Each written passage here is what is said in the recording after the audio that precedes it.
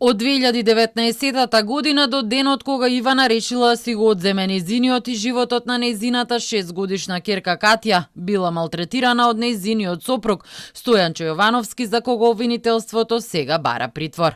Јовановски 7 години во повеќе наврати и во континуитет физички и психички ја малтретирал, постојано ја навредувал, ја тепал, ја понижувал и нанесувал видливи повреди на неговата сопруга по целото тело. Безизлезната состојба ја натерала заедно со детето да скокне од балконот од зградата во Тафталиџе.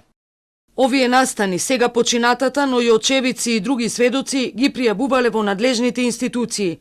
Ваквото сурово и нечовечно постапување од страна на пријавениот, како нејзин сопруг, се интензивирале во текот на 2025 и 2026 година, поради што сега починатата се нашла во безизлезна состојба и се одлучила на самоубиство. Го зела в раце детето и скокнала од балконот на 6-тиот кат од станот во кој што живееле, пошто двете паднале на бетонската подлога пред зградата и починале на лице место. И тој трагичен ден Ивана била 2 пати нападната. Нејзиниот сопруг со кој била во бракоразводна постапка најпрво ни се заканувал и ја удирал во близина на нејзиното работно место. Потоа и на патот на кај кривичниот суд, додека ги возело трето лице, продолжил да и се заканува дека ќе ја убие, со што предизвикал кај неа чувство на страф и несигурност. Во близина на судот повторно физички ја нападнал. Ивана се здобила со хематоми по главата и телото.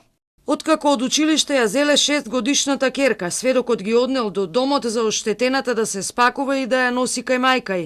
Додека сведокот и осомничениот седеле пред зградата, оштетената се заклучила во станот со детето и оттаму го извршила самоубиството. Обвинителството отвори предмет по допрен глас по утврдените неправилности при инспекцијскиот надзор на социјалните работници. МВР проверува дали имало пропусти кај полицајците кои биле повикани на клиниката по физичкиот напад врз Ивана. Обвинителството за гонење на организиран криминал и корупција веќе врши проверки и ги прибира сите релевантни информации и докази за тоа како полицијата постапувала по пријавите.